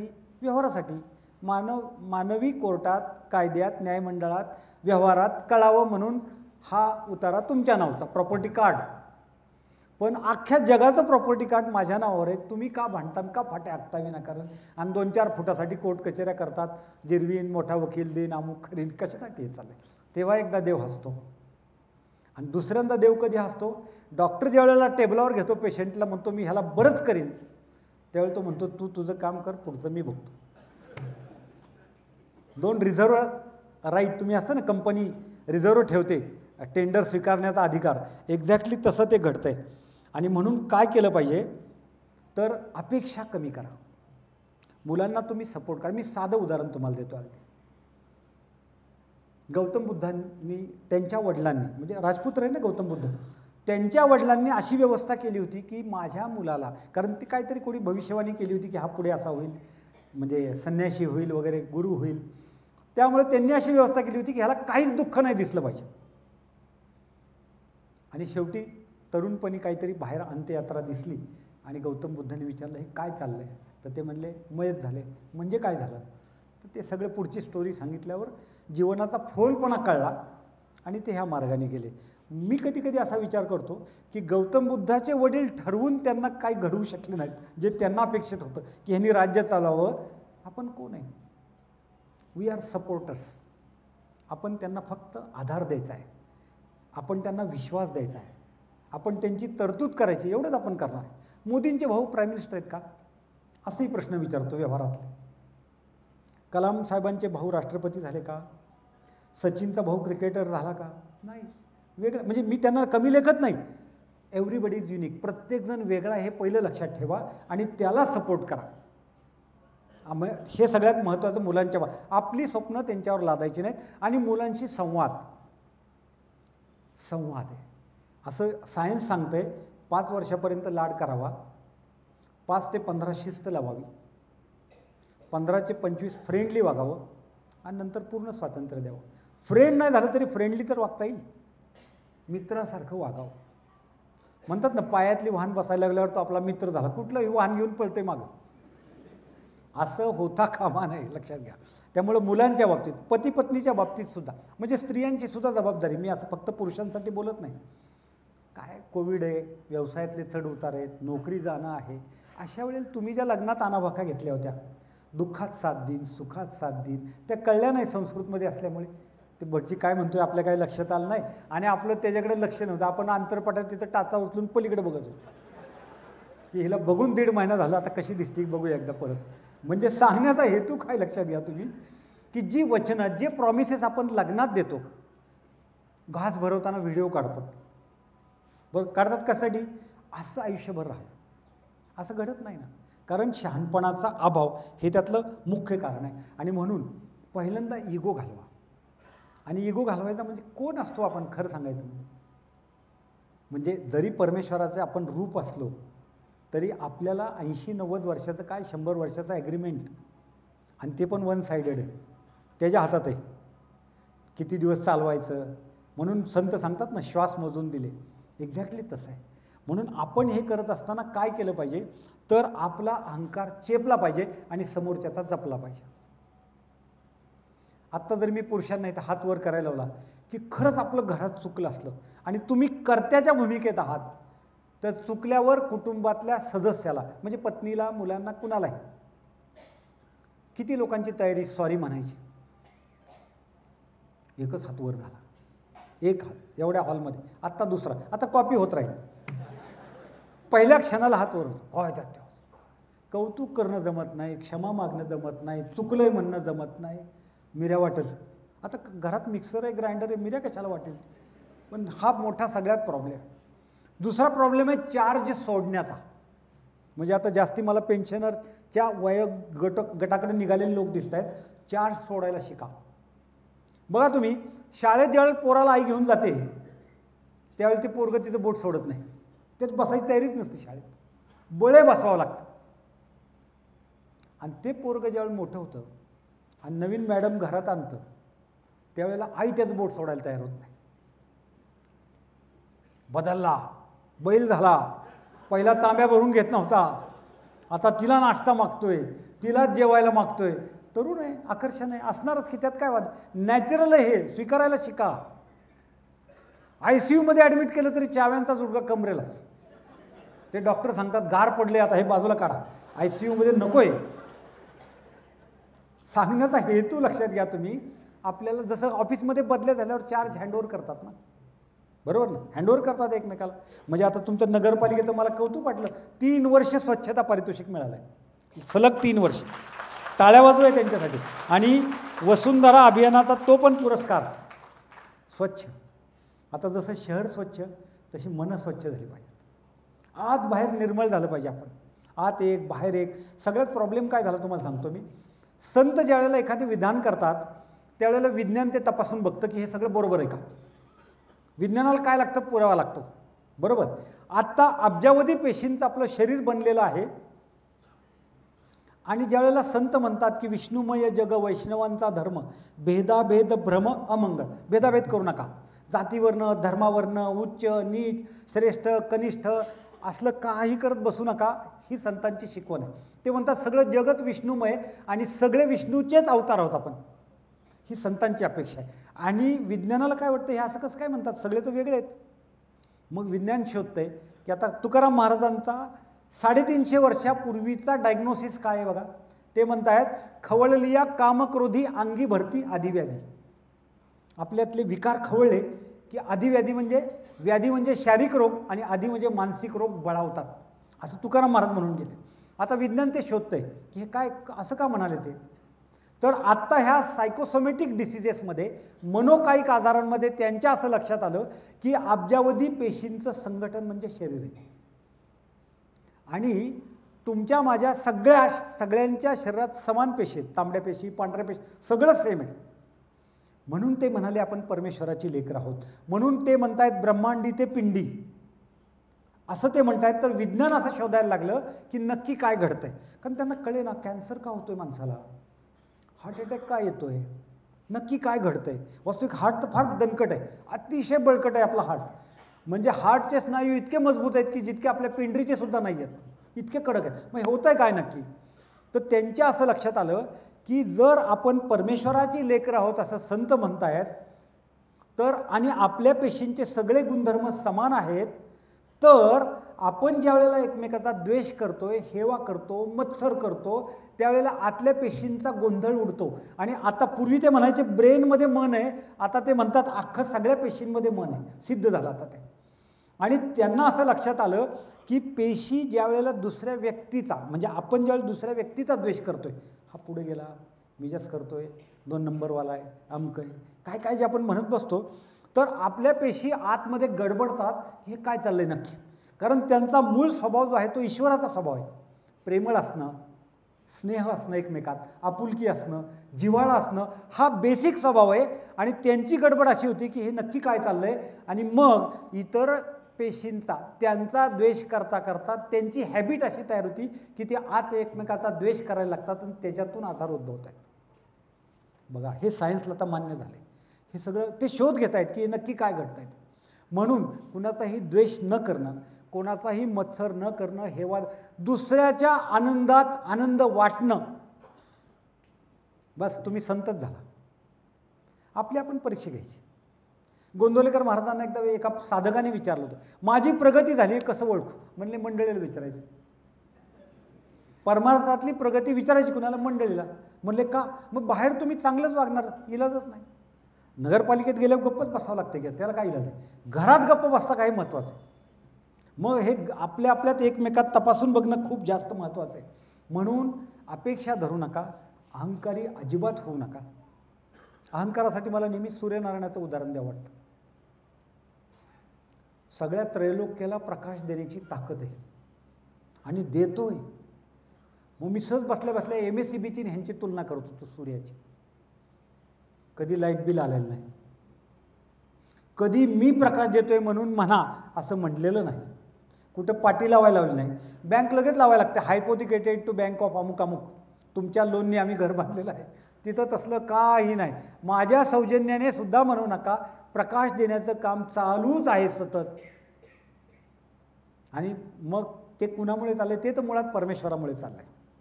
संत म्हणतायत, वेदासी बोलणे तुझ्या सत्ते, सूर्यासी चालणे तुझ्या सत्ते, ऐसा तू समर्थ ब्रह्मांडाचा स्वामी, म्हणून मी शरण आलो. मी शरण का आलो देवाला? सगळं त्याच्यामुळे चाललं आहे. मग तिथे जसा गर्व नाही, आपल्याला कशाला पाहिजे गर्व? कसला गर्व? आता मला जर VT स्टेशनवर उभा केलं, कोण ओळखल का? आणि मी म्हणायचं, मी ना, तुम्हाला माहिती आहे का, कराडला माझं व्याख्यान झालं. अरे कसलं काय, किती आले किती गेले त्याचं काय विचार केलं? लक्षात घ्या तुम्ही, कोण आपण कोण आहोत. काय काय लोक तर फोनवर म्हणतात, कळलं नाही का कोण आहे. आता कसं काय, कसं काय कळणार कोण बोलतोय ते? काय ओळखायला काय साधन काय मला सांगत. आणि म्हणून अहंकार नको, अपेक्षांचं ओझं नको. मी आणि माझं हेच खरं ओझं आहे. अत्रेंची एक कविता आहे, त्यात ते म्हणतात की बाहेर मोठा महाल आहे पण आत चिंतेचा हमाल आहे. ही फॅक्ट आहे, ही वस्तुस्थिती आहे. चिंताग्रस्त झालो आपण आणि चिंतेने रोग निर्माण होत आहेत. म्हणून चिंतन हा चिंतामणी आहे, चिंतन हा कल्पवृक्ष आहे, चिंतन ही कामधेनू आहे. चिंतन सुधारलं की तुमचं लाईफ सुधारलं, अख्खं लाईफ सुधारलं. हे सगळ्यात महत्त्वाचं आहे. म्हणून चिंतनावर लक्ष ठेवा, आग्रही राहू नका. आग्रह सगळ्यात दुष्टग्रह आहे. मी म्हणतो असंच झालं पाहिजे, मी म्हणतो असंच झालं पाहिजे. आता सुद्धा बघा ना, किती पक्ष झाले, कळणच काय. त्या चांदणी चौकातल्या रिंग रोडसारखं झाले. आपल्याला वाटतं हे मुंबईला चाललं, ते जातं इकडे भोगावलं का, घोळ झाला. कळणच काय की कोण म्हणजे शेवटच्या मुलाखतीत विचारायचं तुम्ही कुठे आहात आत्ता, अशी परिस्थिती. आता 2 तासापूर्वी कुठे होता मला नाही माहिती, पण आत्ता तुम्ही कुठे आहात, ही परिस्थिती आज निर्माण झाली सर. मग आता ह्याचासुद्धा मूळ कशात आहे? आपल्या थॉटमध्ये. आपण निवडणुकीची प्रक्रिया अशी झाली पाहिजे की तिथं पैसे नाही लागले पाहिजेत, अति खर्च नाही लागला पाहिजे, म्हणजे सगळं व्यवस्थित होईल. त्याचं सायकल आहे ना, ते त्याचं मूळ तिथं आहेच. म्हणून सद्गुरू नेहमी म्हणायचे, ध्वनी प्रदूषण, अन्न प्रदूषण, हवा प्रदूषण सगळ्यावर मार्ग आहेत, पण खरं त्या सगळ्यांच्या मुळाशी विचार प्रदूषण आहे, थॉट पोल्युशन आहे. माणसं नीट विचारच करत नाही. म्हणून विचार आपले सगळ्यांच्या प्रति बदलायचे आहेत आणि त्याची सुरुवात फॅमिलीपासून करायची. एक इंग्लिश फिलॉसॉफर म्हणतोय, as you alter your thoughts towards things and other people, the things and other people will alter towards you. The divinity that shapes your ends is in your on self. All that you achieve is the direct result of your on thoughts. तुमच्या विचारांचा परिणाम म्हणजे आपलं जीवन आहे. आत्तापर्यंत आपण काय विचार केले असं जीवन आपलं आहे. आत्ता काय करतो ह्याच्यावर आपलं पुढचं भवितव्य आहे. म्हणून मुलांना मोठे विचार करायला शिकवा, मोठी स्वप्न बघायला शिकवा आणि तुम्हीसुद्धा मोठी स्वप्न बघा, मोठे विचार करा. तुम्हाला माहिती आहे माणसाचं वय किती असतं? आता सध्या हे चाललं आहे सध्या, म्हणजे एक निष्कर्ष असा आला आहे की तुम्ही समजता, म्हणजे बायोलॉजिकल नाही म्हणत आम्ही, शरीराचं वय वाढत राहणार नो डाऊट, ते काय आपल्या हातातली गोष्ट नाही. पण तुमचं वय किती असं म्हटल्यावर तुम्ही समजता तेवढंच तुमचं वय आहे. म्हणजे काय तर एखादा 30शीत स्वतःला म्हातारा समजत असेल तर तो म्हाताराच आहे, आणि एखादा 80शीत स्वतःला तरुण समजत असेल तर तोही तरुणच आहे. तुमची हे काय, आणि त्याला पुरावा काय दिला आहे त्यांनी की you become precisely like that which you imagine habitually yourself to be. तुम्ही तुमच्या मनात जी तुमची प्रतिमा आहे तशीच तुम्ही बनता, वेगळं काही करता येत नाही. आणि ते पुढे जाऊन म्हणतायत की nobody can go any higher than he things. माणूस त्याच्या विचाराच्या पुढे जाऊच शकत नाही, जाऊच शकत नाही. म्हणून nurture your mind with great thoughts असं म्हणलं आहे. मोठ्या विचारांनी मन भरून आणि भारून टाकायचं, सगळं चित्र बदलेल, सगळं चित्र बदलेल. आपल्याला संस्कारच असा केला की मोठा विचारच करायचा नाही. आता बघा, चहावाल्याचा मुलगा प्राईम मिनिस्टर आहे म्हणतात आता, बरोबर आहे. आता आपल्याला हिस्ट्री माहीत नाही, पण ऐकलं आहे ते मी सांगतो मला. म्हणजे कुठं गेली ही परिस्थिती. अब्दुल कलाम साहेब, नावाड्याचा मुलगा राष्ट्रपती पदापर्यंत जातो. म्हणजे परिस्थितीचा काय संबंध आहे का? परिस्थितीचा विचार न करता मनस्थिती बदलल्यावर परिस्थिती समोरची आपोआप बदलते. जसं फिल्म बदलली की पडद्यावरचं चित्र बदलतं, रीळ बदलल्यावर, तशी परिस्थिती आहे. तुम्ही हे फिल्म बदला, समोरचं चित्र बदलेल. विचारांची फिल्म. आणि स्वतःला अंडर एस्टिमेट करायचं नाही. हेल्थ एकदम छान आहे. अहो, घरी जेवायला बोलवायचं असलं तरी कसे बोलवतात माहिती आहे का? या ना गरीबाकडे जेवायला. काय करणार तर चांगलं सगळं, अलंकार हॉटेलपेक्षा भारी, पण म्हणताना काय म्हणणार? या ना गरीबाकडे जेवायला. असं का? वचने किम दारिद्र्यता. बोलण्यात दारिद्र्य नको, विचार करण्यात दारिद्र्य नको. म्हणून हे सगळं जे आहे ना, हे तुमच्या विचारावर सगळं अवलंबून आहे, हे पहिलं लक्षात घ्या. अविश्वास हा एक मोठा प्रॉब्लेम झाला आहे. जे जॉब करतायत आता कॉर्पोरेट लाईफमध्ये काय चाललं आहे सध्या, बघताना मुलगी सुंदर पाहिजे म्हणायचं, आणि सुंदर मुलगी जॉब करायला लागल्यावर विश्वास मात्र राहील. हे संघर्ष कसा चालणार? हा मोठा प्रॉब्लेम निर्माण झाला आहे. विश्वासाने संसार चालतो, अविश्वासाने संसाराला तडे जातात. त्यामुळे विश्वास, आपलं बॉन्डिंगच इतकं पक्कं ठेवा की काय घडलंच नाही पाहिजे, चुकीची विचार करण्याची सवयच नाही झाली पाहिजे, कुठं लक्षच गेलं नाही पाहिजे. पुण्यात एक मुलगा शिकत होता, बाहेरगावचा आहे, त्या गावाचं नाव मी सांगत नाही, पण पुण्यापासून 200 किलोमीटर आहे. त्याला मित्रांनी आग्रह केला की आज आपली पार्टी आहे, तुला घ्यावं लागेल काहीतरी. काय घ्यावं लागेल आता मी सांगायची गरज नाही. असं काही कुणी ताकाचा आणि लस्सीचा आग्रह करत नसतं, बरोबर आहे. मग त्या मुलाचं वाक्य मला फार आवडलं. एक पोरगा त्याला काय म्हणला, तुझं घर इथनं 200 किलोमीटर आहे, कोण बघायला येते का इथं, तू काय करतोय ते घे ना, सगळ्याचं कशाला मन मोडतो. हे भारी, फार मन मोडणं बिडणं ते संस्कार असतात भारी ते. तर तो पोरगा जे म्हणला ते वाक्य ऐकण्यासारखं आहे. तो काय म्हणला माहिती आहे का, घेतली असते रे, पण घरच्यांनी विश्वास ठेवलाय ना. बघा, म्हणजे त्याला त्या विश्वासाला तडा जाऊ द्यायचा नाही. त्यामुळं संसारात सुद्धा पती पत्नीमध्ये, घरातल्या सगळ्यांच्यामध्ये एकमेकांबद्दल विश्वास असणं फार महत्त्वाचं आहे. आणखी संसारातल्या आपल्या कुटुंबातला मोठा शत्रू म्हणजे गैरसमज. सहज आपण गैरसमज करून घेतो आणि तो गैरसमज काढायला दुसऱ्याची अपॉइंटमेंट करतो. ही आणखीन गंमत आहे. आता त्याला आपलं बघवतंय का नाही ही शंका पुन्हा. त्यामुळं गैरसमज झाला तर स्वतःच बोला. आता एक उदाहरण देतो तुम्हाला. एक जणाची ऑफिसमध्ये भांडणं झाली बॉस बरोबर, फार जोरात झाली अगदी. त्यामुळं त्या मनस्थितीत तो घरी आला. बरं, आता आपल्याला हे सगळं ओझं घेऊन फिरायची सवय, ऑफिसातलं घरी, घरचं ऑफिसात. तो घरी ते ओझं घेऊन आला आणि घरी नेमके त्या दिवशी सासू सासरे आले होते, म्हणजे बायकोचे आईवडील आले होते. आणि हा आपला जाऊन आपले कपडे बिपडे बदलून कॉटवर पडला.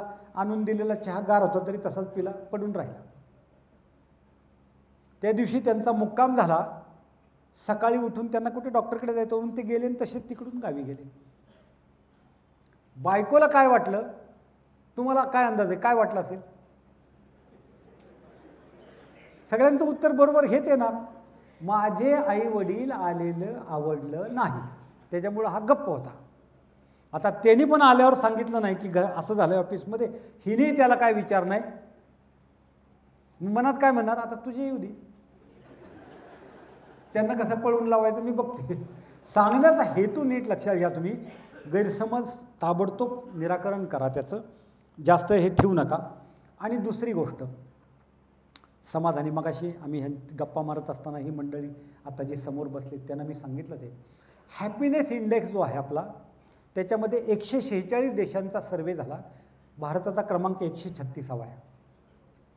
आपण गप्पा मारतो कसल्या मोठ्या, अगदी आम्ही विश्वगुरू होणार वगैरे वगैरे, आम्ही महासत्ता होणार, सगळ्यात जास्त संत ह्या देशात झाले, सगळ्यात देवाचे अवतार ह्या देशात झाले.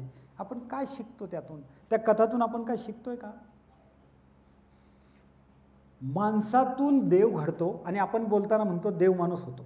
तुकाराम महाराजांचंच वचन आहे, अहंकार गेला तुका म्हणे देव झाला. म्हणजे काय, अहंकार वजा झाला की उरला देवच. पण असं वागता येते का आपल्याला? नाही करता येत आपल्याला. मग आपला 136वा क्रमांक का जातोय? आता तुम्ही म्हणाल माणसातून कसा देव होतो, त्याचं उदाहरण सांगतो. कृष्णाला काय मानता तुम्ही? भगवान श्रीकृष्णाला कोण आहे तो? देव आहे का माणूस आहे? काय वाटतं तुम्हाला, कोण आहे तो? देव आहे तो. देव, कृष्ण देव आहे. कृष्णाचे आई वडील कोण आहेत? मानव आहेत. ज्या आत्यानी सांभाळलं ती आत्याचा नवरा म्हणजे यशोदानंद, ते कोण आहेत? मानव आहेत. आणि मामा, एकाच फॅमिलीत इतका घोळ कसा काय बाबा? भाचा देव, मामा राक्षस आणि आई वडील माणसं, हे काय प्रकार आहे? म्हणजे देव कर्माने होतो. आपण आपल्याला उपयोगी पडणाऱ्या माणसाला म्हणतो. आपण आपल्या उपयोगी पडणाऱ्या माणसाला काय म्हणतो? अहो, देव माणसासारखा भेटला हो. पोरीचं लग्न जमलं आणि ते म्हणलं, आहेत माझ्याकडे पैसे, देऊ का तुम्हाला काय लागणार असलं, तुम्हाला जमेल तेव्हा द्या. देवासारखा धावून आला. नवे नवे देवच आला, फक्त त्याच्या रूपाने आला. हा फरक लक्षात घ्या. म्हणून आपण तसं म्हणतो. त्यामुळं देव होणं हे माणसातच अवलंबून आहे. आणि समाधानी राहायला शिका, सॅटिस्फाईड, आनंदी राहायला शिका. काय झालंय, हाव आणि दहाव्या कात्रीत आपण सापडलोय. अक्षरशः कात्रीत सापडलो. म्हणजे कधी तुमच्यापैकी जर मी तुम्हाला आता प्रश्न विचारला की किती पैसे असल्यावर तुम्हाला वाटेल की आता बाद झालं, कोण आहे असं सांगेल? हात वर करेल मला की एवढी रक्कम, एवढी अमाऊंट झाल्यावर मी इथनं पुढं काही करणार नाही, बस ह्या दिवशी मी मी इथनं पुढं काहीच काम करणार नाही, असं कोण आहे आता इथं? एक सुद्धा सापडणार नाही, एक सुद्धा नाही. अगदी आत्ता 70त 75त असले तरी म्हणतील बरोबर आहे तुम्ही म्हणता, पण जरा नातीचं लग्न होऊ द्या, हां मग तिथनं पुढं मोकळाच आहे. हे कधी मोकळं होणं हा प्रकार नाही. संपत्तीला कुठलीही सीमारेषा नाही की इथं मी थांबा म्हणतोय का? नाही, थांबायचं नाही आहे. पण एक लक्षात घ्यायचं, लाईफ इज टू शॉर्ट. आयुष्याचा काहीही भरोसा नाही. मी असं म्हणू शकतो का की उद्या मला समजा कुणाचा तुमच्यापैकी फोन आला की आम्हाला लेक्चर आवडलं, तर मी फोन घ्यायला नक्की असेन असं मला देता येईल गॅरंटी? कुणालाच देता येत नाही आपल्यापैकी. मग इतकं बेभरोशाचं असताना सुद्धा किती आनंदात जगलं पाहिजे हे कळलं पाहिजे आपल्याला. एकनाथ महाराजांच्याकडे पैठणमध्ये एक बाई आपल्या नवऱ्याला घेऊन आली होती. चांगला व्यापारी होता. म्हणले ह्यांना जरा 2 गोष्टी सांगा, तुम्ही सगळ्याला सांगता, हे नाही सांगा. म्हणजे काय, सारखे भांडतात. घरात भांडणं, त्या देणेकरी का काय असतात ना, ते व्यापार म्हणल्यावर ते कस्टमर सप्लाय सगळ्याशी भांडणं, सारखं कटकटीत. म्हणे ह्यांना जरा शांत राहायला सांगा. आता एकनाथ महाराज हुशार होते. ते म्हणले आता सांगितलं असतं, पण काय आता ह्यांचे 2च आठवडे राहिले. आता किती त्याची अंमलबजावणी तरी किती करणार, टिकणार तरी किती दिवस, आता सांगून तरी काय उपयोग आहे? कारण आयुष्यात 2 आठवडे राहिले. दोघे हादरले, एकमेकांकडे बघून रडायला लागले दोघं. की कसं होणार आपलं आता? जा म्हणले तुम्ही, आता मला दुसरं काम आहे, परत बघू आपण. मग गेल्यानंतर मध्ये 10-12 दिवस राहिले घरी आणि 2 दिवस शिल्लक असताना आले आणि त्या बाईने हात जोडले महाराजांच्या पुढे. म्हणले काहीतरी करा की, आता एवढं तुम्ही देवाचं करताय, एवढे मोठे संत आहे, जरा वाढवा की यांचं आयुष्य वाढवा. म्हणले का? 10-12 दिवस झालं लय चांगले वागतात. म्हणजे इतके चांगले देवासारखे वागतात. अहो कुणाला 1 नाही 2 नाही, शांत जगता जेवत नाही. मग महाराज म्हणले बसा आता तुम्हाला सांगतो मी. म्हणले काय असतं, आम्ही लोक आहे ना देवाचे भक्त, आम्ही सगळी पुढची रिझर्वेशन आधीच करून ठेवलेली असतात आणि ह्या प्रवासाची आम्हाला पूर्ण कल्पना असते. त्यामुळं दिवसभर रामाचं स्मरण करत असलो तरी एकदा तरी आम्ही यमाचं स्मरण करतो की आपल्याला एक दिवस जायचं आहे. आणि त्यामुळे आम्ही नीट वागत असतो. आणि तुम्ही काय करता, तुम्ही अमरपट्टा घेऊन आल्यासारखे वागता. आता तुम्हाला सांगतो की 2 दिवस वगैरे राहिलेले नाही, ते भरपूर जगणार आहेत. फक्त त्यांना म्हणले की आता पलटी मारू नका परत. अरे अजून 25 वर्ष राहिलेत म्हणलं, आता घोळ घालायला हरकत नाही, असं नको. म्हणून एक गोष्ट लक्षात घ्यायची, हे जे यमाचं स्मरण म्हणजे काय, तर प्रत्येक दिवस प्रत्येक क्षण शेवटचा आहे अशा धारणेतनं माणूस जगला तर भांडल का? कोर्ट काय, कचेरी काय, आजारपण सुद्धा नाही. तुम्हाला सांगतो, हे जे मनोकायिक आजार आहेत ना बिना जंतूचे, ते सुद्धा जवळ फिरकणार नाहीत. तुम्ही फक्त आनंद द्यायला शिका. फक्त आनंद वाटत राहा, वाटत राहा, वाटत राहा सतत. आणि हीच उदाहरणं आहेत ना संताची. आता भगवान श्रीकृष्णाचा जन्म कुठे झाला आहे? जेलमध्ये. जेलमध्ये, आपला तर हॉस्पिटलमध्ये चांगला मस्त, बरोबर. आईला किती यातना झाल्या, कसलं नशीब असेल ते. 7 पोरं भावानी मारावीत आणि 8वा फक्त जिवंत राहावा, कसलं नशीब. आणि त्या मुलाला रात्री पूर ओलांडून पलीकडे जायला लागेल तर वेलकम करायला पुतना मावशी. एक तरी गोष्ट सरळ आहे का? अशा परिस्थितीत संत म्हणजे देवाच्या अवतारांनी जगून दाखवलं हसत हसत. कृष्णाचा फोटो कुठं रडताना दिसलाय का? असं चित्र तुम्हाला दिसलंय कुठं? काही नाही. मस्त आनंदात सगळं हसत, बाललीलांपासून शेवटपर्यंत. मग ही चरित्र आम्हाला काय शिकवतात? महाभारतामध्ये द्रौपदी समोर दुर्योधन घसरून पडल्यावर ती म्हणाली, अंधे का बेटा अंधा, आंधळ्याचा मुलगा आंधळा, आणि त्याचा राग आला म्हणून म्हणे तो सूड उगवायला गेला वगैरे. खरंच बोलली होती ती, नाही म्हणली तर दुसरं कोणतरी म्हणलं असतं. फरक काय? आपल्या दृष्टिकोनात फरक आहे. आपण ते कसं घेतो ह्याच्यावर जास्त अवलंबून आहे. लक्षात घ्या, प्रत्येक गोष्टीकडे बघण्याची आपली दृष्टी म्हणजे दृष्टी नाही म्हणत मी, दृष्टिकोन कसा आहे ह्याच्यावर अवलंबून आहे. म्हणून समजूतदारपणासारखं अमृत जगात नाही. समजून घ्या. आता मला एखादा म्हणला तुम्ही गाढव आहात, अशी कल्पना करूया. तुम्हाला कोणाला तरी आवडलं आणि म्हणले तुम्ही गाढवासारखे बोलताय, तर मी फक्त मला चेक करावं लागेल की गाढव नाही बाबा, तसं तोंड नाही, शेपटी नाही, 4 पाय नाहीत, पाय 2च आहेत. मग त्यांना म्हणू द्या, दुर्लक्ष करूया. आणि समजा त्यांच्या बोलण्यात खरंच काही तथ्य असेल तर ते इम्प्रूव्ह करूया, दुरुस्त करूया. ह्याच्यापेक्षा वेगळं काय तर भांडत बसून काय फायदा? काय तर भांडणं होत आहेत ती केवळ इगोमुळे होत आहेत, दुसरं काय कारण आहे? अहंकारामुळे भांडणं होत आहेत, गैरसमजामुळे भांडणं होत आहेत. त्यामुळं समजूतदारपणासारखं अमृत नाही. पाहणं सुधारायचं आहे. सद्गुरू म्हणतात परमार्थाचं वर्म पाहण्यात. हे समजलं नाही की सगळा परमार्थ पाहण्यात. पाहणं. पसायदान मागितलेल्या ज्ञानेश्वर महाराजांना भिक्षा देताना झोळीत माती टाकली. गृहस्थाश्रमी असणारे वडील संन्यास घेतल्यानंतर त्यांच्या गुरूंच्या सांगण्यावरनं काशीवरनं परत आले म्हणून तरी इतकी विद्वान भावंड आपल्याला मिळाली. ज्ञानेश्वर, सोपानदेव, मुक्ताबाई, निवृत्तीनाथ हे मिळाले कशामुळं आपल्याला? ते परत म्हणून मी गृहस्थाश्रम श्रेष्ठ आहे म्हटलं. ते आल्यामुळं इतकी विद्वान, इतकी बुद्धिमान माणसं आपल्याला मिळाली आणि त्यांचं मार्गदर्शन आपल्याला मिळालं. पण त्यांना त्रास दिल्यावर सुद्धा ते पसायदान म्हटले. सर्व सुखी, सर्वभूती, संपूर्ण. काय विचार असेल बघा. आणि मनाची व्यापकता. स्ट्रेस कधी येतो, टेन्शन काय तर सांगू तुम्हाला, आपली मनं संकुचित आहेत.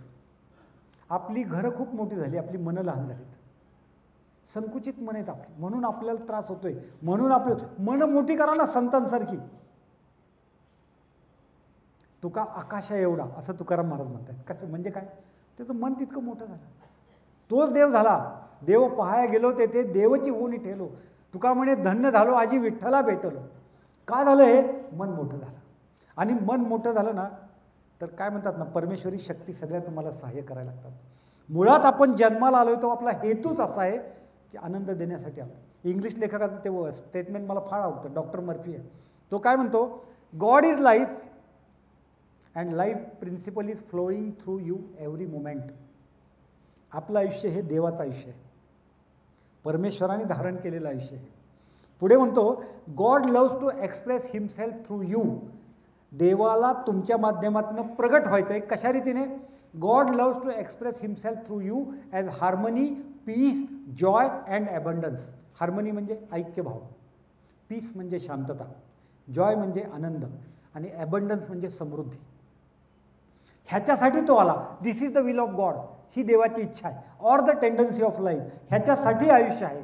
हावेवर, पण, परंतु हे नडतं. However, if you set up resistance to this flow of life in your mind, this emotional congestion will get snarled up in your subconscious mind and will cause all types of calamities, sufferings. म्हणजे काय तर खरं देव आलाय आनंदासाठी आणि आपण त्याला विरोध करतोय. आपल्या विचाराने आपण विरोध करतो. लॉटरीच तिकीट काढायला एखादा माणूस गेला आणि समजा तुम्ही त्या स्टॉलवर जवळनं चाललाय, तो तिकीट का घेतोय? लागावं म्हणून तर घेतोय ना. पण तुम्ही नुसतं हटका ना, काय आज लॉटरी घेताय, उत्तर काय येणार माहिती आहे का? इतकं नशीब चांगलं असल्यावर इतकी अपघात झाली असती. सगळे घेतात म्हणून आम्ही पण घेतो. In the heart of heart विचार काय? म्हणजे ज्याला वाटतंय निरोगी राहावं त्याचे विचार रोगाचे आहेत. ज्याला आयुष्यात भरपूर मिळावं वाटतंय त्याला भीती वाटत राहते सारखी. बघा ना तुम्ही, ज्याला काही नाही ना त्यालाही भीती वाटते, आणि ज्याचं सगळं बरं चाललंय त्याला काय भीती वाटते माहिती आहे का? पुढचं टिकेल काही, असंच सगळं टिकेल का, ह्याची जास्त भीती वाटते. त्यामुळं एकमेकांकडे पाहण्याची दृष्टी बदला. सासूने सुनेकडं लेक म्हणून पाहावं. फक्त रूप बदललं, दुसरं काय बदललं? सुनेने सासूकडे पाहताना त्या आपली आईच आपल्याशी बोलते असं म्हणून पाहावं. दृष्टी बदलायची, फक्त दृष्टिकोन बदलायचा. म्हणून तुकाराम महाराजांना ज्या वेळेला विचारलं की तुम्ही खरं देव कोणाला समजता, त्यांनी जी व्याख्या केली देवाची ती सुंदर केली आहे. ते काय म्हणतात, जे का रंजले गांजले त्यासी म्हणे जो आपुले, तोची साधू ओळखावा देव तेथीची जाणावा. रंजले गांजलेत ना त्यांना जो आपुलकीने पाहतो, दोन्ही प्रकारे आर्थिक गांजलेले असतील किंवा मनाने सुद्धा काय म्हणूया वीक झालेले असतील, त्यांना आपलं म्हणणारा तो महत्त्वाचा आहे. मृदू सबाह्य नवनीत तैसे सज्जनांचे चित्त. लोणी जसं आत बाहेर मऊ असतं तसा सज्जनाचं चित्त तितकं मऊ असलं पाहिजे, निर्मळ असलं पाहिजे सगळ्या प्रती. पुढे म्हणतात, ज्यासी अपंगिता नाही त्यासी धरीजो हृदय. ज्याला कुणाचा आधार नाही त्याला जर तुम्ही कवटाळत असाल, म्हणजे आपुलकी दाखवत असाल, त्याला मदत करत असाल, ती एक कंडिशन त्यांनी सांगितली. आणि पुढं म्हणाले, दया करण्याचे पुत्राशी तेची दासा आणि दासी. आपल्या मुलावर जेवढं आपल्याला प्रेम करता येतं तितकंच आपल्याकडं काम करणाऱ्या नोकरांवर सुद्धा करता आलं पाहिजे. म्हणजे असं नाही म्हणत मी प्रॉपर्टी त्यांना द्यायची, पण तितक्या आपुलकीने, जिव्हाळ्याने, प्रेमाने त्यांना वागवता आलं पाहिजे. तुका म्हणे सांगू किती तोच देवाची मूर्ती. ह्याच्यापेक्षा वेगळा देव काय. म्हणून आपल्याला पाप पुण्य नीट कळणं महत्त्वाचं आहे. आपल्याला वाटतं उपवास केला, एकादशी धरली, देवाला हार घातला, एखाद्या आंधळ्या भिकाऱ्याला 5 रुपये दिले, आपल्याला वाटतं मोठं पुण्य झालं. तीर्थयात्रेला जाऊन आला, पायात चप्पलसुद्धा घातली नव्हती, त्यांनी सांगितलं घालू नको म्हणून. त्यांनी कधी सांगितलं तुम्हाला असं करा म्हणून. आणि मला अजून कळलं नाही, साबुदाणा खाल्ल्यावर पुण्य आणि गहू खाल्ल्यावर पाप. काय प्रकार आहे, गहू देवाचा आणि साबुदाणा देवाचा, असं कसं काय. म्हणजे काय मग तर 12 महिने साबुदाणाच खावा, त्याच्यासारखं पुण्य नाही. बसा अर्धा तास आतच, कार्बोहायड्रेट त्याच्यात आहे तर करायचं काय त्याला. नीट लक्षात घ्या, खाण्याची काय संबंध आहे पाप पुण्याचा, काही संबंध नाही, काहीही संबंध नाही खाण्याचा. काय तुम्ही काही खाल्लं तर ती जर देवाचीच निर्मिती आहे ना, मग खाण्याचा संबंध कुठे आला. संबंध आहे मनाचा, संबंध आहे देवाशी, तो विचारांचा संबंध आहे. Thought world is more real than the material world, because material world is the manifestation of thought world. विचार जगताचा जास्ती परिणाम आहे. म्हणून एकमेकांविषयी चांगला विचार करा, एकमेकांच्या भल्याचं चिंतन करा. आयुष्यभर बायकोला त्रास देतात आणि नंतर मग काय, श्राद्धाला जिलेबी कोणी खायची, फोटोनी. नीट लक्षात घ्या तुम्ही, हयात असेपर्यंत मी आहे तोपर्यंत. मी नेहमी सांगतो, नवरा बायको बेस्ट फ्रेंड असतात. पोरंसुद्धा उडून जातात आपापल्या मार्गाने, शेवटपर्यंत कोण राहतं, पती पत्नी एकमेकांसाठी राहतात. त्यांचंच पटणं झाले म्हातारपणात प्रॉब्लेम.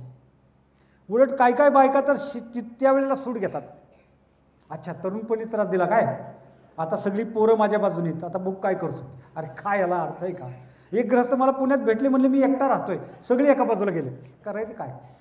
असं होता कामा नये. लक्षात घ्या, डाळिंबाचे दाणे जसे एकमेकाला धरून असतात ना, तसे धरून राहा. ह्याला फॅमिली म्हणतात, ह्याला प्रपंच म्हणतात.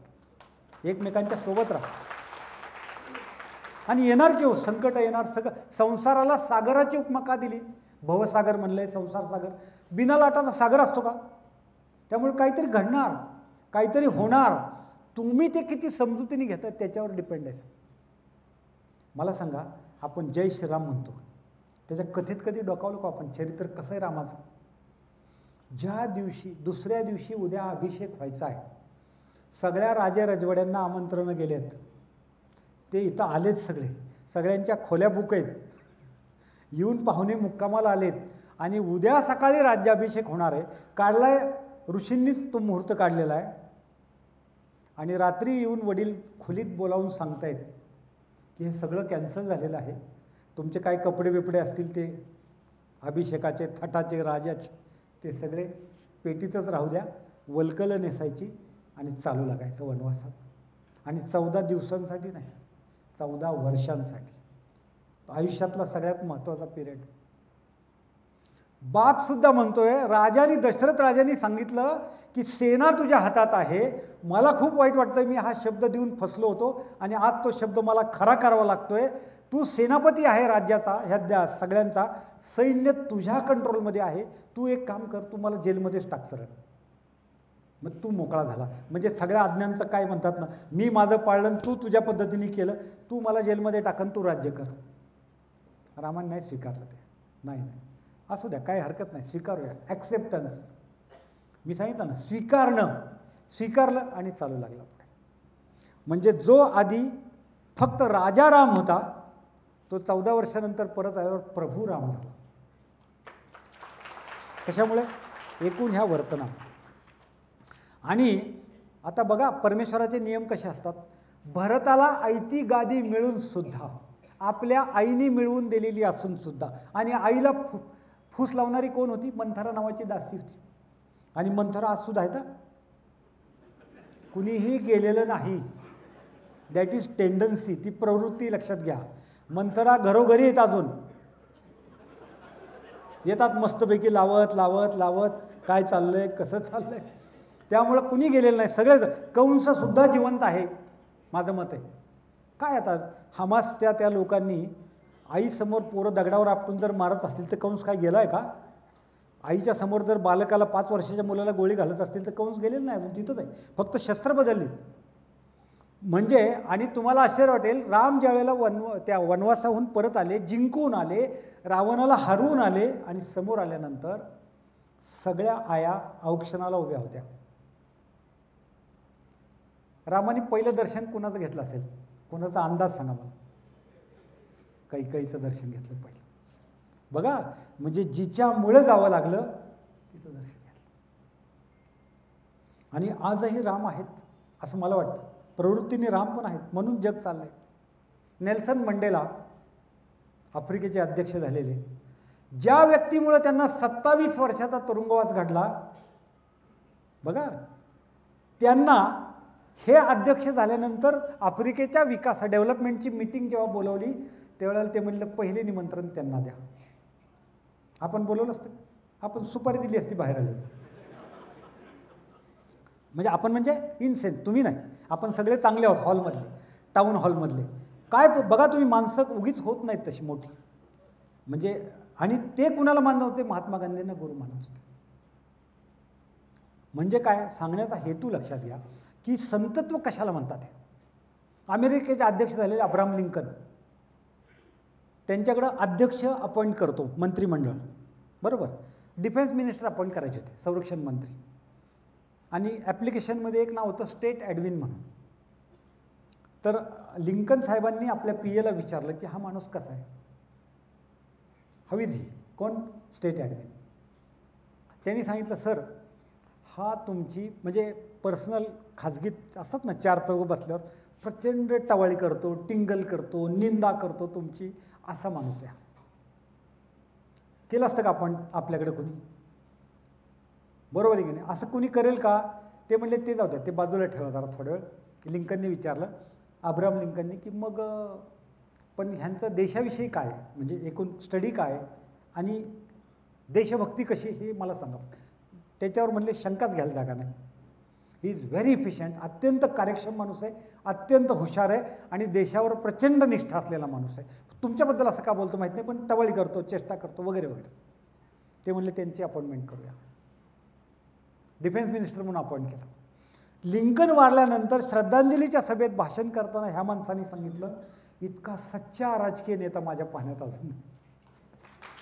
देशासाठी माझ्याबद्दल काय सोडून देऊ, बाजूला ठेवायचं. आज आपल्याकडे निष्ठेची व्याख्या काय करून ठेवली आपण? लक्षात घ्या, हा जो फरक आहे ना, म्हणजे आपण ज्यावेळेला स्टडी करतो, आपण इतिहासाची पुनरावृत्ती का होते, इतिहासापासून आपण काय शिकतच नाही. सो हिस्ट्री रिपीट होत राहते परत परत परत परत परत परत. आपण नुसतं बोलताना म्हणतो 75 वर्ष झाली, काय बदलच होईना, उलट जास्त परिस्थिती चिघळत चालली आहे. तर हे घडू नये असं वाटत असेल तर आयुष्यामध्ये कॉम्प्रोमाइज करणं, आयुष्यात तडजोड करणं, दुःखाचा तडा जाऊ न देता सुखाची जोड करणे म्हणजे तडजोड. 10 वर्ष केसेस चालतात बांधावरच्या. बघा तुम्ही, बाहेरचे लोक आपल्याकडं काय काय, ते एक अधिकारी भाषण करायला आले होते, ते म्हणले आपल्याकडं उलट परदेशातल्या लोकांनी शिकायला आलं पाहिजे. काय? बांध कसा फोडायचा, वारीला जाताना पाणी कसं वावरात सोडायचं, ऊस नाही गेला पाहिजे. ट्रेनिंग आहे आपल्याकडे, मोठं ट्रेनिंग आहे लक्षात. पण हे पाप आहे हे लोकांच्या लक्षात येत नाही. हे खरं पाप आहे. वनस्पतीला सुद्धा जीव आहे ना, म्हणजे त्याच्या वावरात पाणी सोडून त्याचा ऊस टायमात न जाऊ देणं म्हणजे ऊसाचा सुद्धा शाप लागणार आहे. नीट लक्षात घ्या, कारण तिथंही सजीवता आहे, प्रत्येक ठिकाणी चैतन्य आहे. ज्ञानेश्वर महाराजच म्हणतायत, सर्व उपाधी माझी गुप्त, चैतन्य असे सर्वगत ते तत्वज्ञ संत स्वीकार. सगळ्यामध्ये चैतन्य आहे, वनस्पतीमध्ये सुद्धा आहे. पिकावर प्रेम करता येतं, त्या शेतकऱ्याचं पीक चांगलं येतं. हा फरक लक्षात घ्या.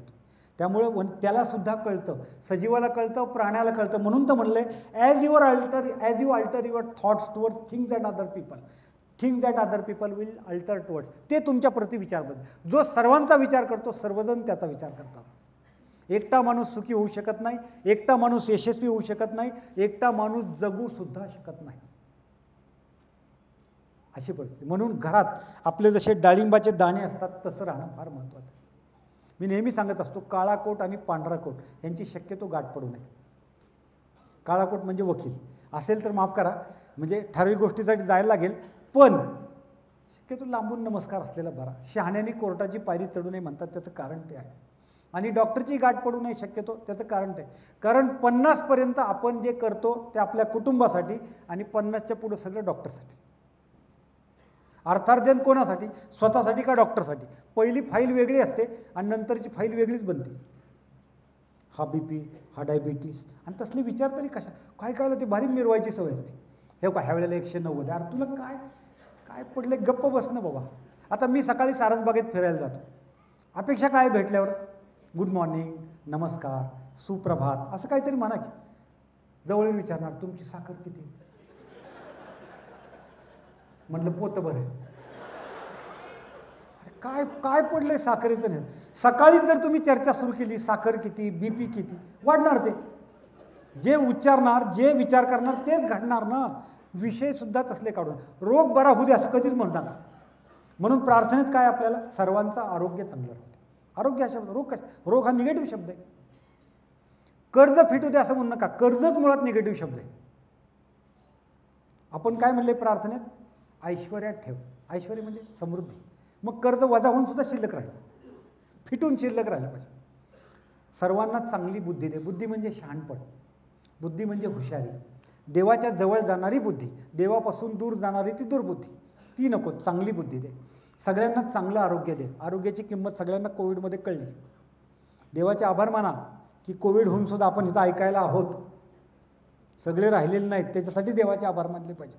काय सांगायचं आहे तुम्हाला राव, काय काय स्टोऱ्या परत सांगत बसतात.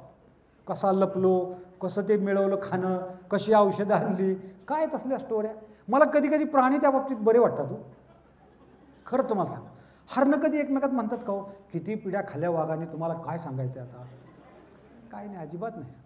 किंवा वाघाच्या तावडीतनं सुटलं तरी आपलं सुरू लगेच चरायला सुरुवात होती. असं स्टोरी नाही सांगत बसत, किती पळाला मागं, मी कसा आलो, काय काही नाही.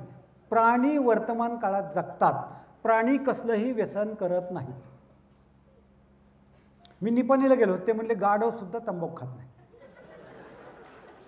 खात नाही तंबाखू गाढव. ते वास सुद्धा घेत, त्याला सहन होत नाही. माणसांना कशाला लागतं काय माहिती. मी शेतात गेल्यावर एकाला विचारलं, नांगर सोडला आणि बैल सोडली होती, झाडाखाली बसला. म्हणलं हे कशाला लागतं? म्हणलं शिन जातो. म्हणलं कशाचा शिन? म्हणलं कामाचा शिन. म्हणलं काम जास्ती तुम्हाला आहे का बैलाला आहे? ते म्हणले अर्थात बैलाला, मला कसं जास्ती असेल. मग म्हणलं ते दोन्ही बैल जे सोडलेत झाडाखाली, तर असं कधी दृश्य बघितलं का की एक बैल दुसऱ्या बैलाजवळ जाऊन म्हणतो गाय छाप आहे का? काय संबंध आहे का? प्राण्यांना व्यसन नाही. एक सिनेमा आला होता 7च्या आत घरात. प्राणी 7च्या आत घरात येतात, माणसं 7 नंतर बाहेर पडतात, यायची गॅरंटी नाही. सगळं उलट आहे बघा. प्राणी कुठलाही भूक लागल्याशिवाय खात नाही, कुणीच खात नाही भूक लागली. माणसाला नुसतं सांगा रत्नागिरीचे आंबे, ठीक आहे आता तुम्ही म्हणताय तर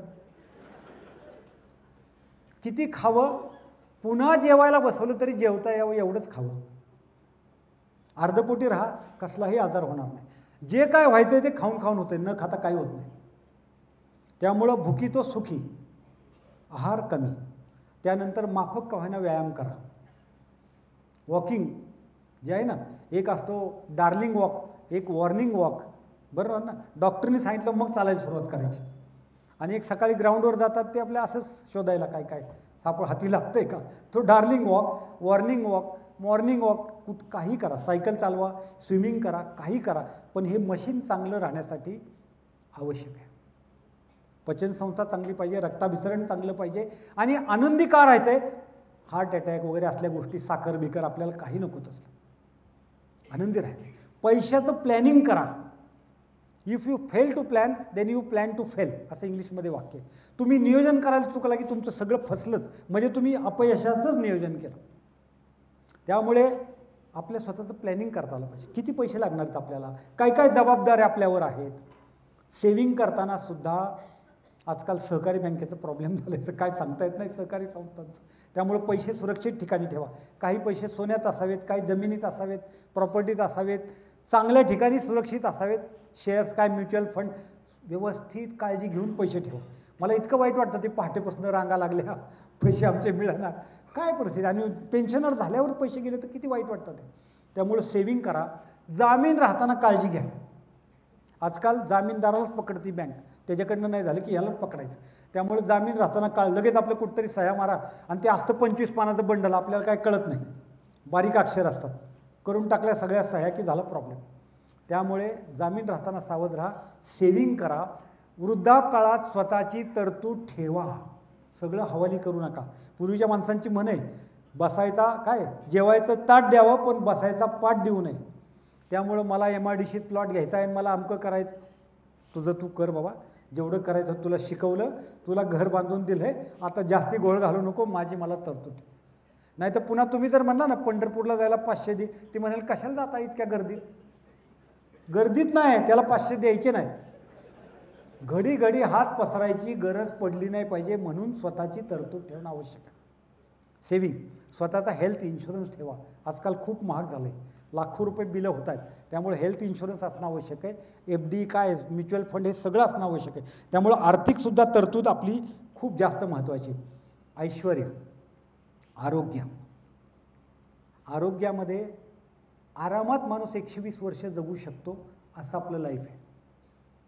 जंक फूड, फास्ट फूड, काय काय नाही तो वडापाव आणि ते रतीबच लावलेला असतो. चूक आहे ते, कधीतरी वेगळी गोष्ट आहे. पण आहार व्यवस्थित असला पाहिजे, विहार म्हणजे व्यायाम आवश्यक असला पाहिजे, आणि विचाराच्या दृष्टीने फार महत्त्वाचं आहे.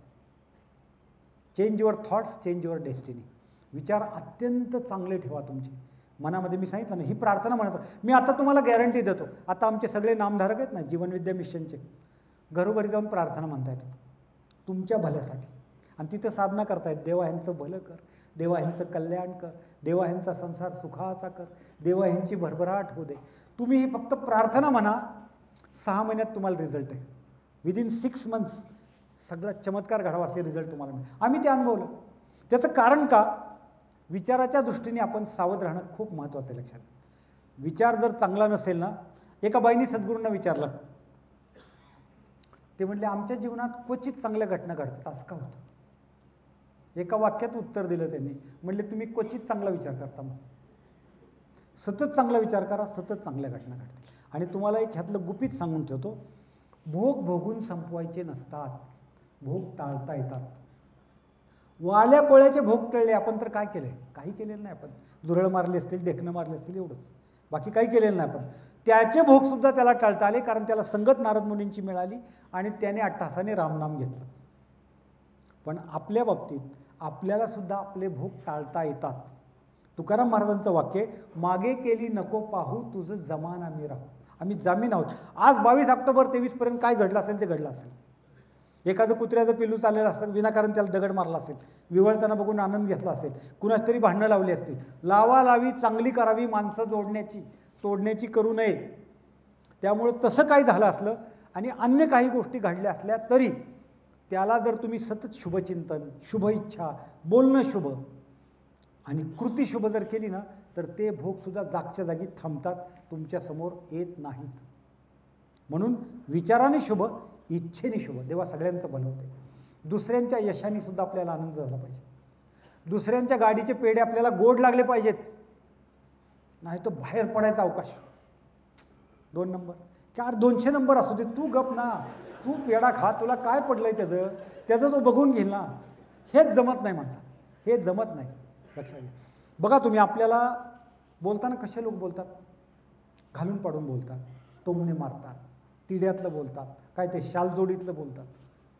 बोलू ऐसे बोल जेने बोले विठ्ठल डोले. त्याच्या हृदयातला विठ्ठल डुलला पाहिजे इतकं गोड आपल्याला बोलता आलं पाहिजे, मधाळ बोलता आलं पाहिजे. हे बोलणं. ऐकणं.